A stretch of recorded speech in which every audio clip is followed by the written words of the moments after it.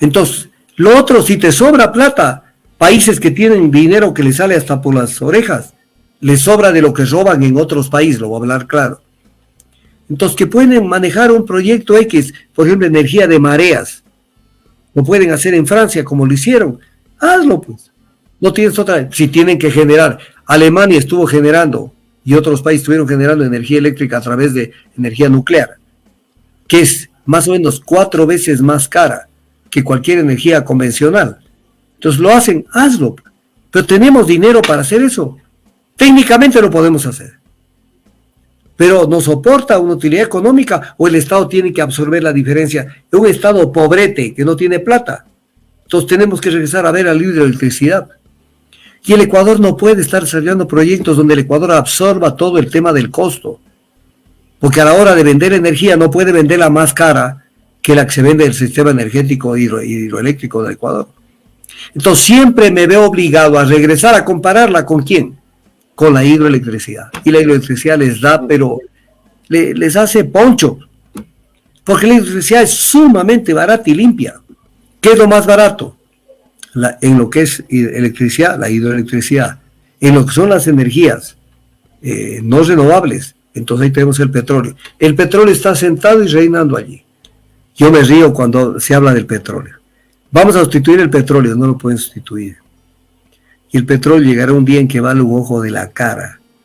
Valga un ojo de la cara. Porque con el petróleo haces cosas que no puedes hacer con ninguna otra materia prima. Desaparecerían todos los plásticos del mundo. ¿Te puedes imaginar? Desaparecerían. ¿De dónde sacarías para tantas cosas? Las llantas de los carros. O sea, la ropa. La gente ni se da cuenta que lo que estamos puesto, buena parte es petróleo. Creen que no. Esa ropa de lana original, eso ya no existe. Los lentes que tú estás puesto y yo estoy puesto son con petróleo. O sea, desaparece el petróleo y a llorar. Entonces la gente cree, y cada vez valdrá más caro el petróleo por este tipo de usos. Pero todo hay que estudiarlo y hay que hacerlo. Y no pensar que se cosecha mañana lo que se hace. Sector público no es un tema así. Por eso que un presidente tiene que él tener claro porque los ministros son switch, son fusibles, que se le pueden ir con una fiscalización, con lo que sea. Pero el presidente tiene que tener claro. Tiene que tener claro, a ver, se va alguien, coge la posta del otro ministro, pero tú me respondes y camina el proyecto. Porque tenemos que ir rumbo a la hidroelectricidad nuevamente. O sea, la generación térmica puede ser para unos 2 años, 3 años, que ya casi me va la palabra, no quiero utilizar malas palabras, ya nos jodieron, está más fácil eso. Pero tenemos que volver a la hidroelectricidad, pero para volver a la hidroelectricidad hay que comenzar ahora, porque esto no aparece de la noche a la mañana, porque necesitamos energías limpias, no contaminantes y baratas, más barato que la energía, porque todo el mundo habla pavadas en el Ecuador, mi querido amigo. ¿Cuándo aparece un poco esto de las fuentes alternas de energía? Comienza a coger fuerza. En la década del 80. En la década del 80. O sea, te lo pongo de esta manera, porque yo viví esa vida. Yo soy parte de esa vida. La crisis energética hidrocarburífera de 1973 fue brutal para la economía mundial de los países industrializados, porque los cogió en curva con el alza de los precios de los hidrocarburos, una alza brutal. El petróleo pasó de $2.50 a $13 y etc. Una cosa, imagínate lo que es eso, es multiplicar por 6 veces el tema, 5 veces el tema.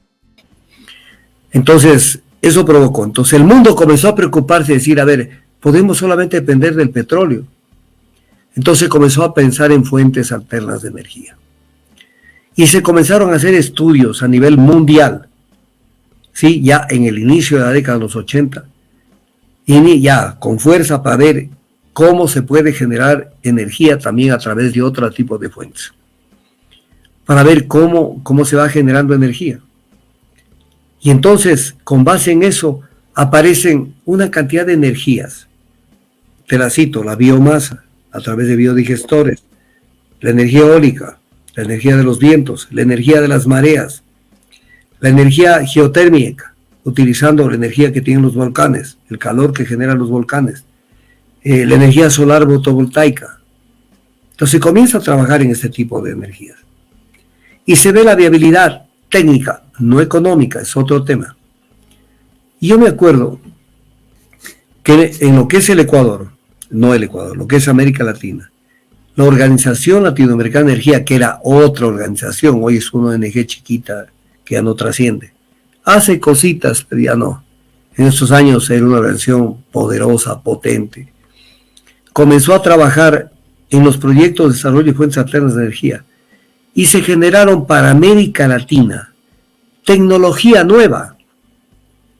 Se publicó el balance, el proyecto, el modelo de gestión de energía geotérmica, manual de solarimetría de toda América Latina.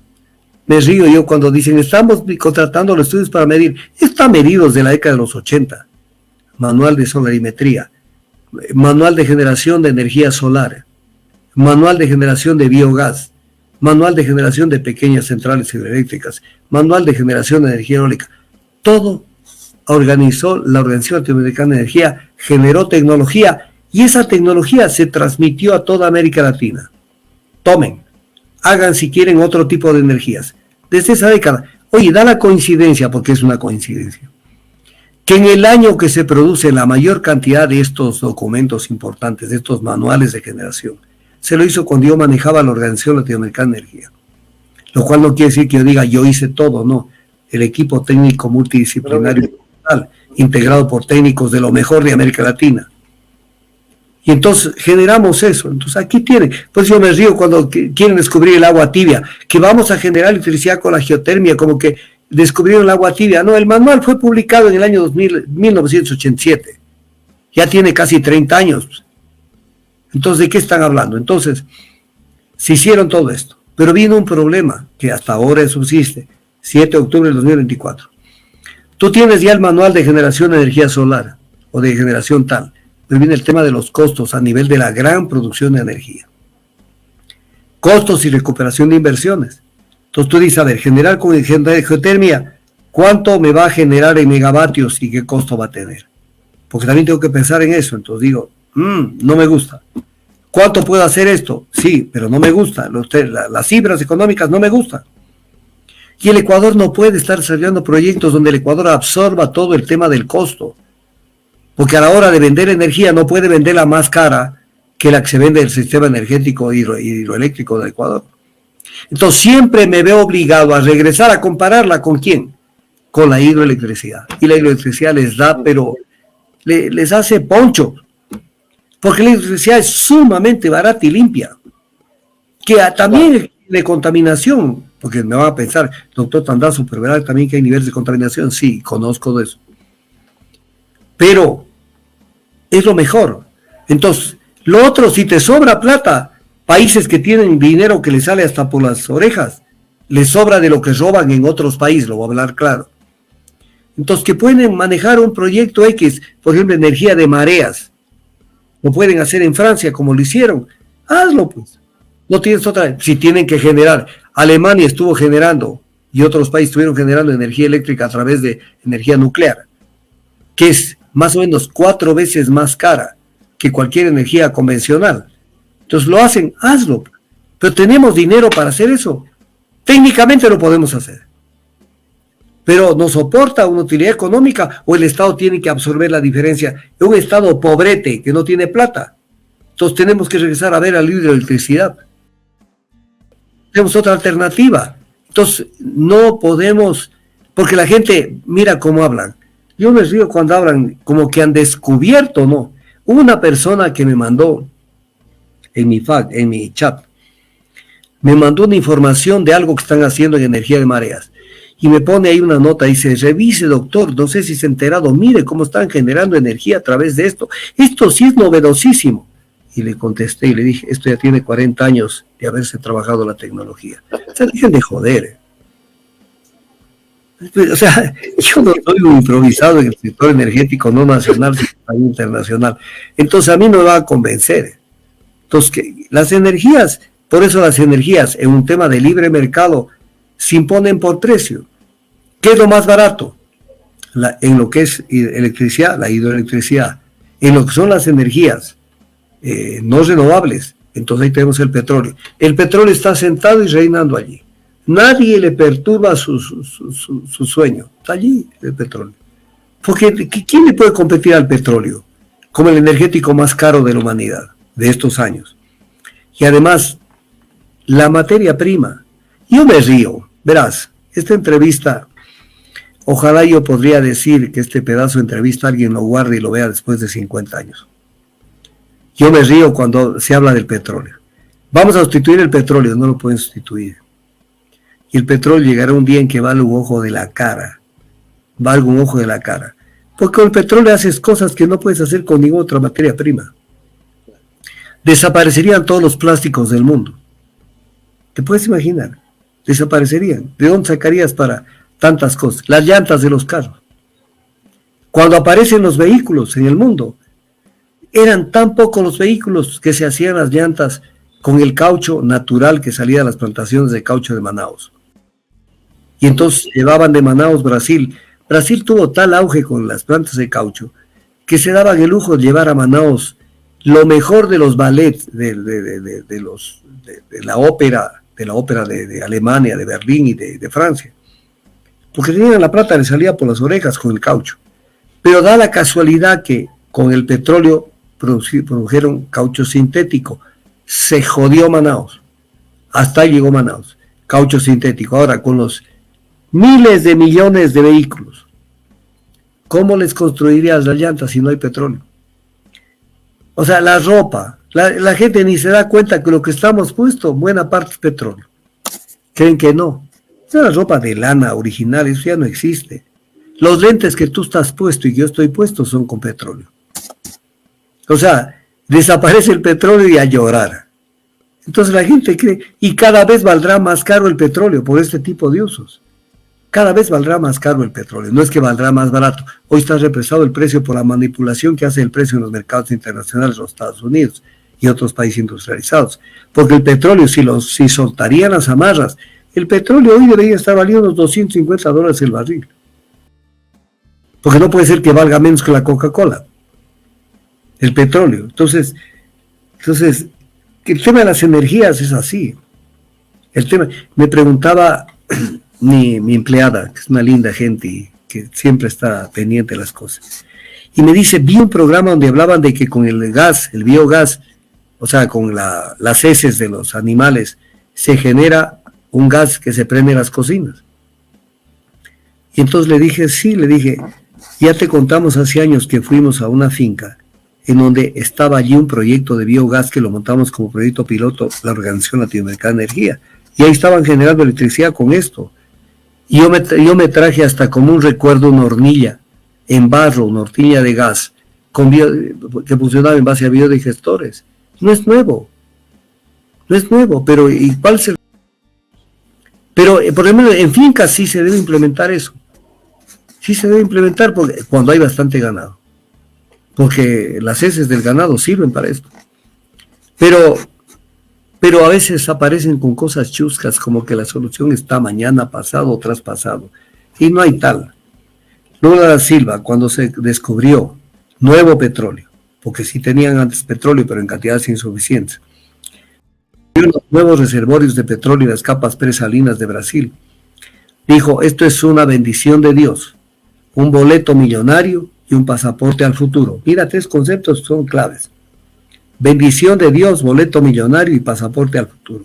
Al futuro, no para atrás, al futuro. Que la gente aquí cree que ya el petróleo mañana ya desaparece. Y Dilma Rousseff dijo algo. Con esto tenemos pruebas fehacientes de que Dios es brasileño. Con haber descubierto petróleo en las capas presalinas de Brasil. Y acá hay que enterrar la maldición de la abundancia. O sea, si hubiera un juez mundial, un dios, por ejemplo, y dijera al Ecuador que se muere falta de energía por pendejos, por haber dejado el petróleo bajo tierra. Yo les mandé petróleo para que esté bajo tierra, para que lo saque, y quisieron que no se saque. O sea, ya más pendejo no puede ser un país. Más de eso ya. Con esto se graduó el Ecuador de lo que es. Hola amigos, soy Romero Robles, jinete amazona de Criadero de la Leyenda, y quiero invitarles a un día inolvidable lleno de cultura, pasión ecuestre y arte en movimiento. Este 26 de octubre tendrás la oportunidad de disfrutar un evento único, donde la elegancia de nuestros caballos y la destreza de nuestros jinetes se unen en un espectáculo sin igual. Tendremos artistas excepcionales que harán de esta experiencia algo verdaderamente especial. Están cordialmente invitados, entradas ya a la venta en Ticket Show.